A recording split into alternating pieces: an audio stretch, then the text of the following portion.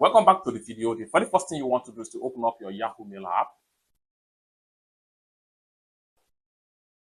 The next thing you need to do is to click on the profile icon, then click on settings, then scroll down until you get to manage account privacy. Then click on your privacy control.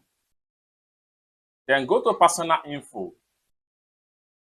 Then scroll down right here, go to update personal detail. Click on that. Then it's going to take you right here. So you can change your last name right here. And you can also change your first name right here. Once you change any of the name right here, click on Save Update. Then select your gender. Then click on Save Updates. Just like what you see right here, you can see that the Yahoo ID right here has fully changed.